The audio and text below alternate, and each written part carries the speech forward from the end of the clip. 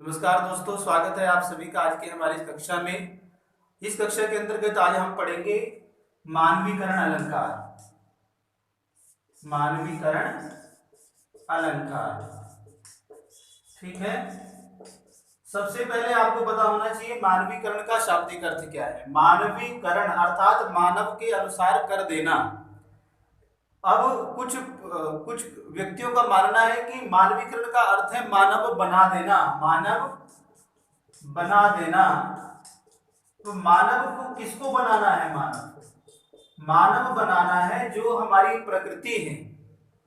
अब मानव जो है अपनी भावनाओं के अनुसार जो प्रकृति, जड़ प्रकृति हमारे पर्यावरण में विद्यमान है, हमारे आसपास जो हम देखते हैं, उसको हम अपनी भावना से, अपने मन से कुछ मान लेते हैं। जब हम उसको कुछ मान लेते हैं तो फिर वो क्या कहलाता है? मानवीकरण कहलाता है। क्या कहलाता है दोस्तों? मानवीकरण करना। अब मानवीकरण जो है, यदि हम हिंदी साहित्य की बात करें तो हिंदी साहित्य में छायावाद के जो कवि थे, छायावाद के कवियों ने जो है, कवियों ने प्रकृति को मानवीय रूप दिया है। मानवीय जो है रूप दिया है, और वहीं से हम जो है ये समझ सकते हैं कि छायावाद से हिंदी साहित्य का जो छायावाद है, वहीं से जो है इसका उद्भव और विकास हुआ है। वहीं इसका जो है प्रचलन देखने को मिला है। उन कवियों ने क्या किया, जो प्रकृति थी उस प्रकृति के ऊपर अपनी मानवीय भावनाओं को उद्वेलित कर दिया, आरोहित कर दिया, जिसके कारण उन्होंने क्या किया, चंद्रमा को कुछ मान लिया, संध्या को कुछ मान लिया, सांझ को, समुद्रों को, सागर को। तो इस प्रकार से वहां पर हमें जो है मानवीकरण अलंकार देखने को मिलता है। चलिए आगे बढ़ते हैं और जानते हैं इसकी परिभाषा क्या है। परिभाषा में हम लिखेंगे जहां पर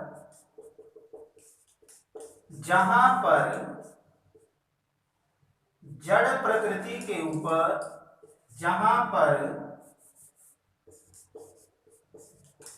जड़ प्रकृति के ऊपर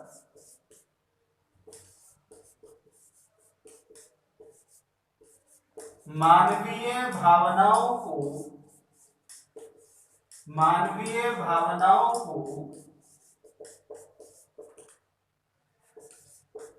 आरोहित कर दिया जाए, ठीक है, आरोहित या उद्वेलित कर दिया जाए, वहां पर क्या होता है? वहां पर मानवीकरण अलंकार होता है। कौन सा अलंकार होता है दोस्तों? मानवीकरण अलंकार। मानवीकरण अलंकार वहां पर होता है। अब परिभाषा को ध्यान से समझना। जहां पर जड़ प्रकृति के ऊपर, जड़ प्रकृति माने जहां तक हमारी दृष्टि जाती है वो सारी प्रकृति है। इसमें पर्वत हैं, पहाड़ हैं, वन हैं, झरने हैं, नाले हैं, सुबह है, शाम है, दोपहर है, रात्रि है, सूरज है, चांद है, तारे हैं। ये सारे के सारे क्या है? जड़ प्रकृति है।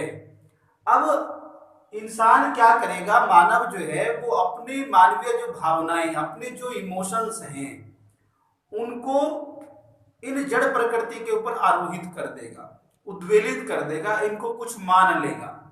जैसे उदाहरण के लिए हम समझें तो मेघ आए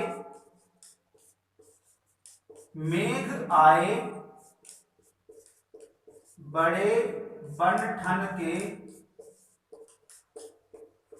संवर के। मेघ आए बड़े बनठन के संवर के। अब मेघ बादल, मेघ आए बड़े बनठन के संवर के। बनठन के मैंने अच्छे से तैयार हो जाना, अच्छे से वेशभूषा जिस प्रकार से धारण करते हैं और संवर करके हम बिल्कुल तैयार होते हैं, तो कवि कहता है मेघ आए बन ठन के समर के। क्या मेघ बन ठन के समर के आते हैं? नहीं, लेकिन कवि ने उसको जो है एक मानव मान लिया है, उसको मानव बना दिया है। और वो मानव जो मेघ रूपी जो मानव है वो क्या करता है, वो बन ठन करके आ रहा है। तो यहाँ पर जड़ प्रकृति को इसने क्या कर दिया, अपनी मानवीय भावनाओं के उसके ऊपर उद्वेलित कर दिया है। ठीक है, और उदाहरण देखेंगे, उदाहरण से ही आपको अच्छे से समझ आएगा। नेक्स्ट उदाहरण है दिवसावसान का समय। दिवसावसान का समय, दिवसावसान का समय मेघमय आसमान से, मेघमय आसमान से उतर रही है, उतर रही है संध्या सुंदर परी सी धीरे धीरे धीरे। अब ये उदाहरण है। अब देखिए, दिवसावसान का समय मेघमय आसमान से उतर रही है, उतर रही है संध्या सुंदर सुंदर परी सी धीरे धीरे धीरे। दिवसावसान का मतलब दिवस में ने, दिन अवसान में ने छिप जाना, दिन छिपने का जो समय है वह समय है। और मेघमय आसमान से, मेघ मैंने मेघों से आच्छादित अर्थात ढका हुआ आसमान है, आसमान में बादल छाए हुए हैं और उस आसमान से उतर रही है। क्या उतर रही है? संध्या, संध्या में होता है शाम, सुंदर परी सी धीरे धीरे धीरे। अब यहाँ पर जो है मेघमय आसमान से, बादलों से भरे हुए आकाश से जो सांझ रूपी जो परी है, वह परी जो है वो धीरे धीरे धीरे धरती पर उतर रही है और धीरे धीरे पूरी धरा को अपने आगोश में ले लेती है। अब यहाँ पर संध्या के ऊपर जो सांझ है उसके ऊपर कवि ने परी का जो है उसको परी मान लिया, उसको परी बना दिया है। अब संध्या परी नहीं है, वो तो सांझ है, लेकिन इसने इसको क्या कर दिया है, परी बना दिया है। तो यहाँ पर इसको इसने मानव बना दिया है। तो ये क्या हो गया है, मानवीयकरण। कवि ने संध्या के ऊपर अपनी भावनाओं को उद्वेलित कर दिया है, जिसके कारण यहाँ पर क्या हो जाता है, मानवीकरण अलंकार हो जाता है। नेक्स्ट उदाहरण देखेंगे। नेक्स्ट उदाहरण में आ जाएगा उषा सुनहली, उषा सुनहली तीर बरसाती, उषा सुनहले तीर बरसाती जय लक्ष्मी सी उदित हुई, जय लक्ष्मी सी, जय लक्ष्मी सी या विजय लक्ष्मी सी, जय लक्ष्मी सी उदित हुई, उदित हुई उधर पराजित, उधर पराजित, उधर पराजित काल रात्रि, काल रात्रि भी जल में अंतर्निहित हुई, पराजित काल रात्रि भी जल में अंतर निहित हुई। अब थोड़ा सा बड़ा उदाहरण है, ध्यान से समझिएगा, आनंद आएगा आपको। उषा सुनहले तीर बरसाती विजय लक्ष्मी सी उदित हुई। अब उषा सुनहले तीर बरसाती, उषा मैंने जो प्रातः सुबह जिसको आप कहते हैं, उषा सुनहले तीर बरसाती, तीर मैंने सूर्य की जो किरणें हैं उसको कहा गया है, सुनहरे रंग की है, वो तीर बरसा रही है। उषा सुनहले तीर बरसाती जय लक्ष्मी सी उदित हुई। अब यहाँ पर उषा को क्या मान लिया है, जय लक्ष्मी मान लिया है, यानी लक्ष्मी देवी मान लिया है। जिस प्रकार से लक्ष्मी जो है वो जब प्रकट होती है तो किरणें जिस प्रकार से प्रस्फुटित होती है, उसी प्रकार से यहाँ कवि ने जो है उषा को जय लक्ष्मी मान लिया। उषा को क्या मान लिया? जय लक्ष्मी। और उदित हुई उधर पराजित काल रात्रि। काल रात्रि जो है पराजित भी जल में अंतर्निहित हुई। और काल रात्रि जो रात्रि है, जो रात है, वह भी जो है पराजित होकर के जल में अंतर्निहित हो गई, छिप गई है।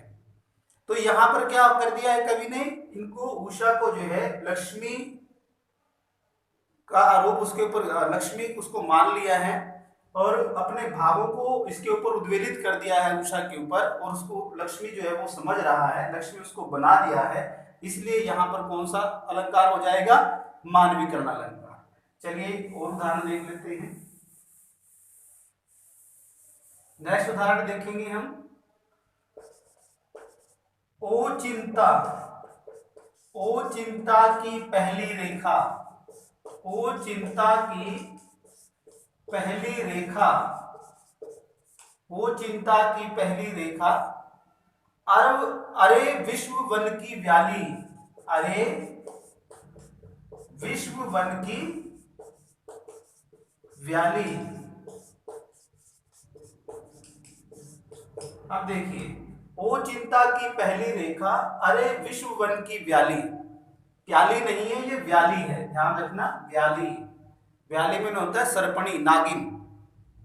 वो चिंता की पहली रेखा, अर्थात माथे पर जो पहली रेखा पड़ती है चिंता की, अरे विश्व वन की व्याली। अब कवि जो है उसको क्या कह रहा है? विश्व वन की सरपणी का कहकर संबोधित कर रहा है। सरपणी उसको मान लिया है, नागिन मान लिया है, जो हमेशा डसती है अर्थात नुकसान ही करती है। वो चिंता की पहली रेखा अर्थात मस्तक पर पड़ने वाली जो चिंता है, चिंता की जो रेखाएं हैं, उनको कवि ने क्या बना दिया है? सरपणी बना दिया है, नागिन बना दिया है, और यहाँ पर उसने उसका मानवीकरण कर दिया है। और इसीलिए यहाँ पर जो है कौन सा अलंकार हो जाता है? मानवीकरण अलंकार यहाँ पर हो जाता है। ठीक है दोस्तों, उम्मीद करता हूँ आपको जो है ये समझ आ गया होगा। तो अलंकार का जो हमारा टॉपिक था वो आज यहाँ पर संपन्न होता है, खत्म हो जाता है।